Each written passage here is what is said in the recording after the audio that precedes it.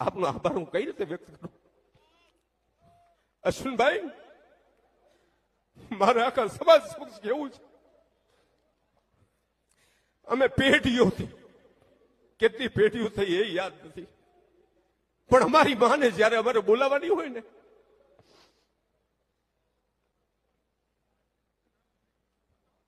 અમારી માને અમારે બોલાવવાની હોય, અમારી માએ હુકમ કર્યો કે મારા બાપ તારે તરવાડો દેવો પડશે, અને એ અમે પેઢીઓથી મોગલને તરવાડો આપી છે ને, એ તરવાડો આપવા માટે થઈ મારા ગામ મૂળીમાં મારા દાદી કહે એટલે અમારે આખા ઘરને 10 ધક્કા ખાઈને કેવું પડે, રાવળદેવ તેરસે તરવાડો છે, બાપા ડાકલો લઈને આવજો, બાપા ડાકલો લઈને આવજો.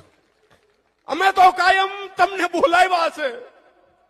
અમારી મોગલને વેણે વાતો કરાવવા વાળા તમે બધા છો. અમારી મોગલે વેણે વાત કરી છે એ તમારા થકી. અરે મને કહેવા દો, હું તો ચારણ છું, કોઈના બાપથી બીતો નથી. મારે ચારણ તરીકે સત્ય સ્વીકારવું છે, મારે સત્ય સ્વીકારવું છે. અને સત્ય મારે એ કહેવું છે કે છેલ્લી કેટલી પેઢીઓથી અમે જયારે તરવાડો આપીએ ત્યારે અમારો રાવળદેવ, અમારો ડાકલિયો, અમારો પાવડિયો આવે એટલે મોગલના થડા પાસે એને માચી નાખી અને બેહાડવો પડે. બાપા દેવ બેહો બેહો, હવે ડાક મારો તો મોગલ આવે.